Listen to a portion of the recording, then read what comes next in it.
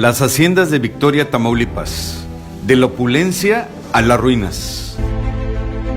La historia de nuestras haciendas nos habla de tiempos de prosperidad y de un Victoria muy distinto al que hoy en día vivimos, de tiempos de gran desarrollo industrial, ganadero y agrícola, pero que tristemente fue confinado a ser un municipio netamente burocrático. La historia nos sugiere también que ocurrió una revolución agraria mal entendida, muy poco apoyo para los nuevos dueños de la tierra y un paupérrimo interés por parte de los gobiernos de Tamaulipas y Victoria, que han condenado al olvido tanto a las grandes edificaciones que conformaban estas haciendas, así como a su propia historia y por consecuencia al desconocimiento de la gente del pueblo acerca de esas épocas de gloria. Bienvenidos a este recorrido y a una aventura más en la que estaremos en nuestras antiquísimas haciendas, que poseen un origen colonial, ya que datan de mediados del siglo XVIII. Iremos entonces en la búsqueda de su poco conocida historia y del redescubrimiento de nuestros orígenes, pero lo más importante, del establecimiento de un conocimiento objetivo, audiovisual y evidencial de la etapa más esplendorosa y productiva de nuestro pueblo. Haremos resaltar la forma de vida de esos tiempos, las intrigas políticas y las situaciones personales, que aprovechaban los políticos de mayor rango para dañar su imagen entre sí y detener su carrera en este aspecto. Un ejemplo de esto fue lo que le ocurrió tanto a Manuel González padre, así como a Manuel González hijo, propietarios de la ahora ex hacienda de Tamatán, y quienes fueron víctimas de un complot orquestado entre un pariente muy cercano de ellos y el propio presidente de la República. También nos enteraremos de las relaciones entre los hacendados y quienes conformaban la élite de la Iglesia Católica, representada en ese entonces por el obispo del diablo, los que junto con quien dirigía los destinos del país eran los que decidían quiénes nos gobernaran. Hoy en día, prácticamente las formas políticas no han cambiado. Los candidatos se siguen decidiendo por el muy conocido dedazo, pero lo que sí cambió fue nuestro municipio, y no precisamente para bien. Dispongámonos entonces a conocer las que fueron unas magníficas construcciones, con una diversidad de actividades productivas.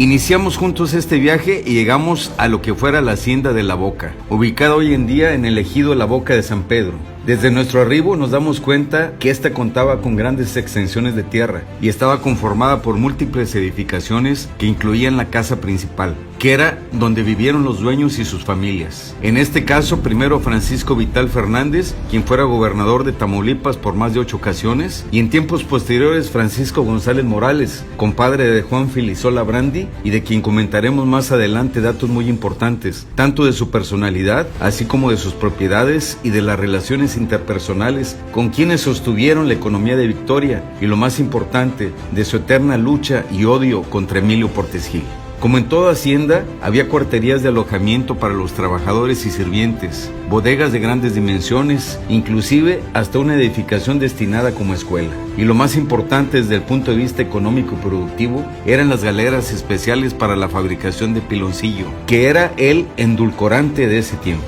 así como las destinadas para la elaboración del jabón de calabaza. Algo digno de mencionarse es que en ese tiempo utilizaban maquinaria de bronce para moler la caña y extraer su jugo, para posteriormente, mediante un proceso específico, producir el piloncillo.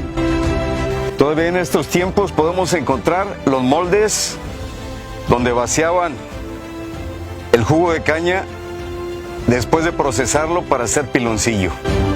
Y por supuesto el tradicional aguardiente, pero algo aún más relevante era que dicha máquina funcionaba por medio de la producción de electricidad que movía una bobina, aprovechando la fuerza motriz del agua de una cascada natural y de canales para dicha función. Con respecto a la preparación del jabón, utilizaban grandes cantidades de grasa del puerco y pulpa de calabaza, lo que obligaba a tener para toda esa elaboración grandes plantíos de caña y de la comentada calabaza, y la crianza de un gran número de puercos. Es muy importante mencionar que el ingenio azucarero de la hacienda de La Boca fue establecido muchos años antes que el de Mante y Jicotencal, Tamaulipas. En esta zona, amigos, era donde se fabricaba el jabón. Más atrás de este edificio había un área donde se criaban puercos y además se sembraban grandes cantidades de calabaza. A los puercos se les extraía toda la manteca.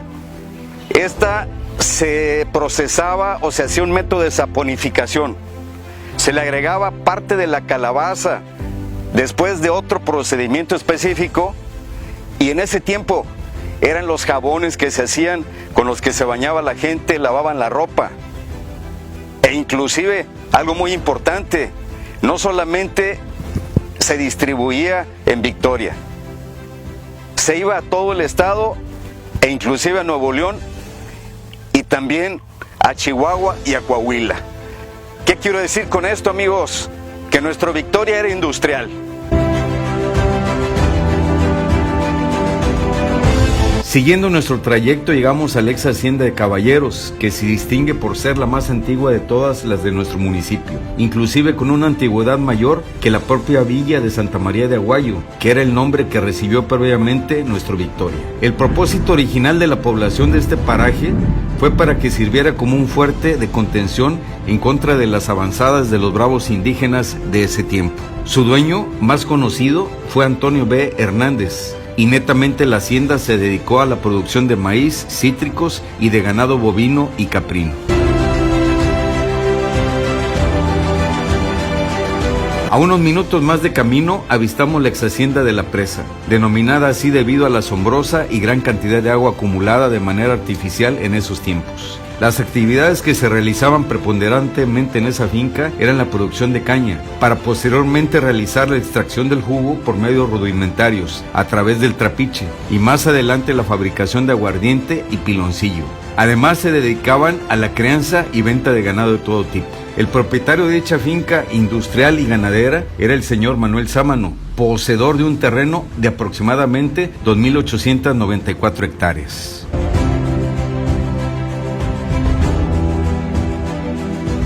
Actualmente, y ya dentro de los límites de la ciudad, encontramos el casco de lo que fuera la Hacienda Las Vírgenes, lugar en el que se librara una importante batalla en 1913, durante la Revolución Mexicana, donde se enfrentaron los revolucionarios provenientes previamente de Monterrey, Nuevo León, acuartelándose en esta hacienda y exponiendo sus vidas en contra de las tropas del dictador Victoriano Huerta. Como anécdota se dice que durante esa revuelta una de las balas disparadas de un cañón impactó sobre una de las paredes del santuario de Guadalupe. En su etapa productiva antigua, las labores destacadas eran las de ganadería, cuidadas muy de cerca por su propietario el señor Justo Robles. Ya a comienzos del siglo XX se dio un giro completo a las actividades, dedicándola a la siembra del henequén, que se creía era la actividad más lucrativa de antaño. Al momento, el casco de esta hacienda está convertido en un motel.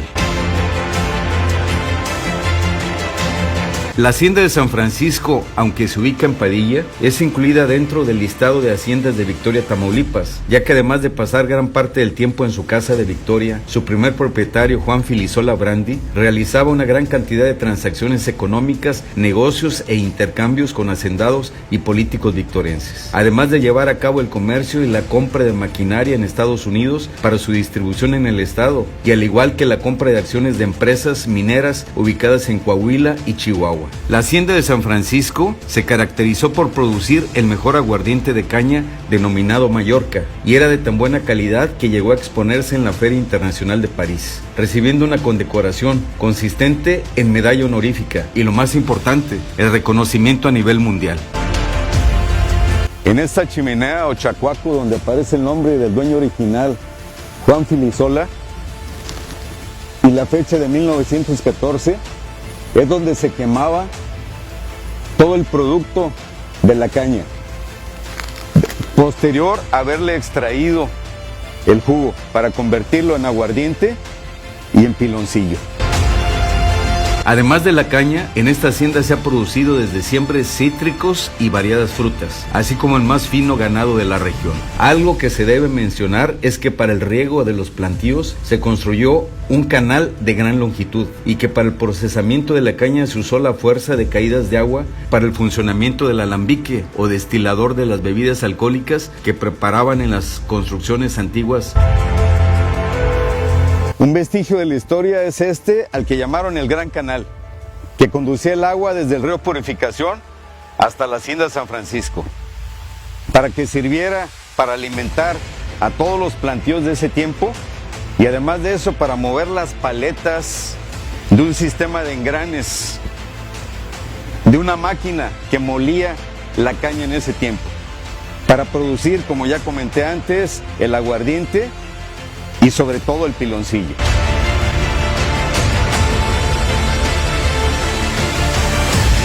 Amigos, aquí en este tanque elevado de grandes dimensiones, que además de servir para acumular agua que venía del río Purificación a través del Gran Canal, también podemos apreciar en la parte inferior una cavidad de donde viene un sonido de eco. Aquí era donde recluían o mantenían presos por unos días a los trabajadores que cometían alguna falta económica, alguna falta laboral, que incurrían en riñas o que se presentaban borrachos a trabajar.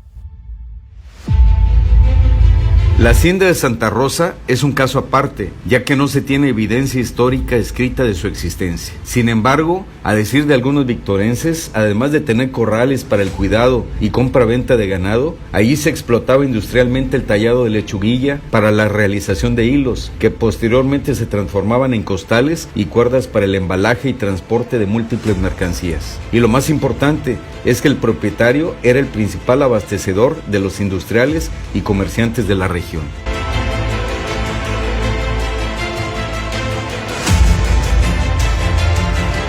Seguimos nuestro camino y llegamos al ejido El Huizachal, a una de las más controversiales haciendas, llamada la Finca del Olvido. Y no propiamente por el sitio de su edificación o por su arquitectura, sino porque allí vivió un personaje a los que muchos catalogaron como un ser oscuro, por haber desconocido primero de palabra y después por escrito la existencia de la Virgen de Guadalupe, y a quien denominaron el obispo rebelde o el obispo del diablo, pero quien sin embargo, debido a su gran cantidad de amistades prominentes con las que contaba, fue retirado de su puesto eclesiástico hasta muchos años después de sus primeras afirmaciones. E inclusive, aunque se destinó a reclusión en esta hacienda, la mayor parte del tiempo permanecía en la ciudad y continuó celebrando misas y rituales religiosos. Está consignado gráficamente que el propio Eduardo Sánchez Camacho, o obispo rebelde como se le llamó, además de realizar una gran cantidad de negocios con los hacendados y la crema innata de esos tiempos, personalmente condujo hasta el atrio de la iglesia de Nuestra Señora del Refugio y ofició las misas en las que se casaban los personajes más importantes de ese entonces. Un ejemplo muy claro de ello fue la boda religiosa que él dirigió en 1895, donde unieron sus vidas el reconocido empresario Juan Filisola Brandi y una joven de nombre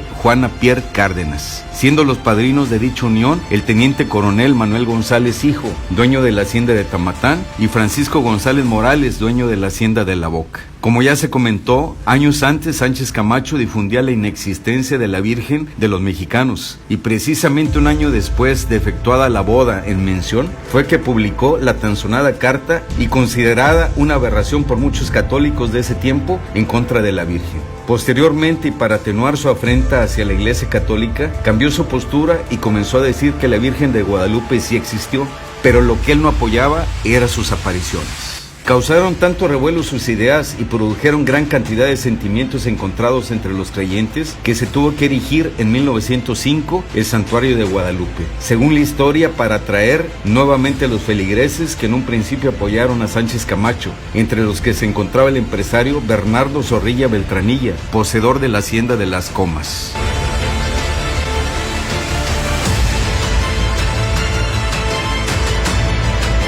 Y precisamente hablando de la hacienda de Las Comas, es importante hacer saber que se mantuvo siempre como una de las más prósperas, ya que además de las grandes cantidades de maíz que producía y de su boyante ganadería de diferentes especies, se consideró un comercio industrial enequenero de excelencia y que contó con un sistema de maquinaria para tratamiento de la planta y procesamiento de fibras textiles de los más modernos en su tiempo.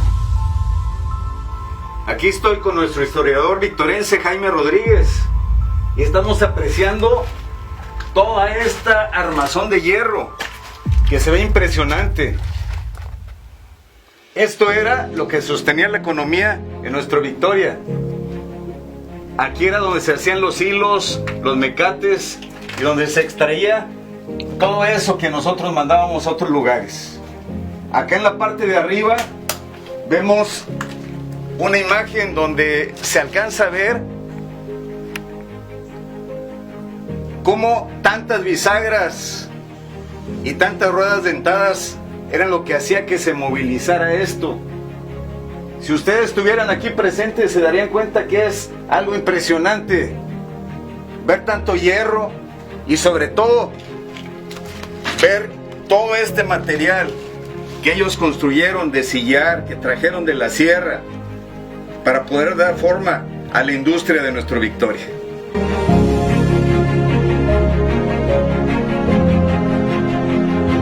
Señalada dicha maquinaria como la más grande de la zona norte del país y que aunque sin embargo originalmente fue movida por fuerza motriz, esto es a través del agua, se adecuó a los tiempos posteriores y continuó produciendo grandes cantidades de hilos y que le permitió fácilmente competir con los producidos en Yucatán. Actualmente es propiedad de uno de los descendientes de Juan Filisola Brandi, quien la dedica a la crianza de ganado fino y de exposición.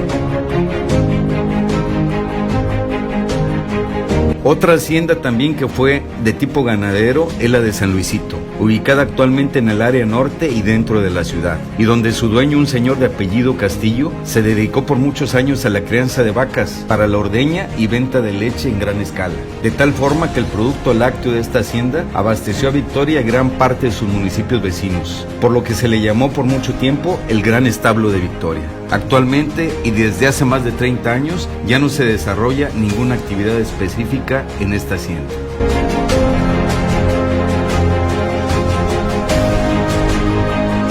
Una de las haciendas que se encuentra entre comillas en mejores condiciones generales es la nombrada por mucho tiempo como la Gran Hacienda de Tamatán, la cual tuvo una gran cantidad de propietarios, entre los que se destacan Francisco G. Lerma, quien tuvo necesidad de hipotecarla por problemas económicos en 1872 y posteriormente por cuestiones legales fue puesta a subasta pública, adquiriéndola Manuel González padre y Manuel González hijo por la cantidad de 14,000 pesos en ese entonces. Y fueron quienes en realidad le dieron vida e hicieron de esta gran finca una próspera hacienda, donde hicieron desarrollar un emporio agrícola de maíz y frijol, e incluso debido a la gran cantidad de agua en estas tierras, se dieron el lujo de sembrar arroz. Además de ser grandes productores de ganado, y lo más importante, adelantándose a su tiempo, desarrollaron la industria del hielo y el enlatado.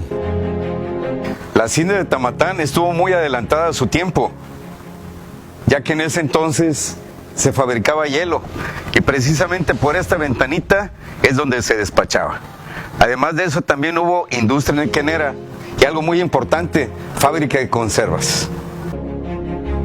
Es importante señalar que Manuel González padre fue el único presidente de la República que se decía ser tamaulipeco y que llegó a este puesto por medio de votación en 1880. Posteriormente, al término de su mandato en 1884, este personaje decide ser gobernador de Tamaulipas. Sin embargo, el propio Porfirio Díaz, que ocupaba la presidencia en ese entonces por segunda ocasión y habiéndose reelegido después del gobierno del general Manuel González y tomando en cuenta la popularidad de su opositor, lo bloquea en este intento, utilizando toda clase de artimañas, desde abrirle un proceso de juicio político, acusando al general de mala función, desvío de recursos del erario público nacional, hasta de ser el causante de la devaluación del peso por haber acuñado monedas de níquel durante su periodo como presidente, llegando inclusive a confabular y establecer un complot con la ex esposa de Manuel González, difundiendo en ese entonces una falsa imagen de él, por lo que fue muy criticado y atacado por una sociedad muy conservadora y mojigata en esos tiempos. No conforme con eso, Porfirio Díaz apoyó a Laura Mantecón para que ejerciera demanda judicial y embargo de propiedades en contra de su ex esposo, con lo que se comprueba que desde épocas remotas ya había manipulación a modo de las propias autoridades a todo nivel. Fue tanta la efervescencia creada a partir de este problema conyugal que las opiniones se dividieron, unas en contra, pero la mayoría a favor del señor González, que hasta el propio hijo del militar, viendo los ataques injustos en contra de su padre, decide retirarse oficialmente el apellido Mantecón. Manuel González fue un ciudadano que dio gran impulso a la educación en Tamaulipas, ya que él creó la Escuela Granja Manuel González. Posteriormente se hizo la Escuela de Agricultura del Estado. Más adelante fue la Escuela Regional Campesina y por último la Escuela Normal Rural de Tamatán. Pero algo muy importante es que desde que era hacienda ya él había destinado un espacio para que hubiera escuela para los trabajadores y para los hijos de los trabajadores de la hacienda.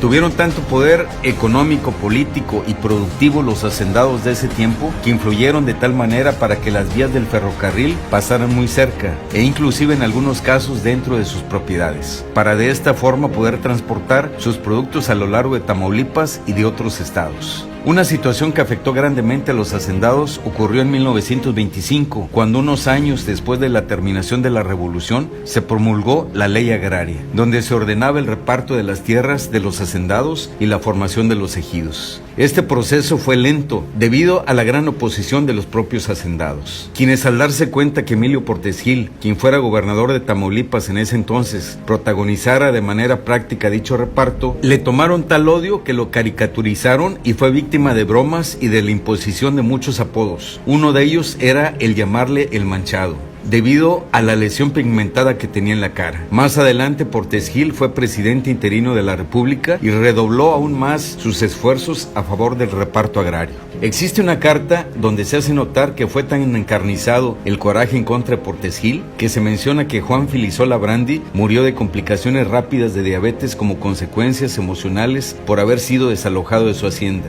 y precisamente se le atribuye a él la creación del apodo del manchado al propio Portes Gil. La única hacienda que se salvó de ser expropiada y fragmentada fue la de Tamatán, ya que el gobernador César López de Lara, quien fuera muy cercano y amigo de la familia de Manuel González, tratando de evitar la caída en bancarrota de dicha familia, compró esta hacienda en 1922 para que fuera propiedad del gobierno del estado y dedicándola por completo para que se ejerciera en ella las labores de educación pública para los hijos de campesinos. Hoy en día es indispensable rescatar la historia de estas haciendas, pero no solo eso, es muy importante difundir a las nuevas generaciones dicha historia, porque solo de esta manera conseguiremos en ellos sembrar los sentimientos de arraigo, pertenencia y orgullo por nuestra tierra. Por otra parte, es muy importante el remozamiento de todas estas fincas, que son potenciales centros de cultura, de convenciones, de esparcimiento, museos, spa y sobre todo un libro abierto donde nos reencontremos con nuestros orígenes.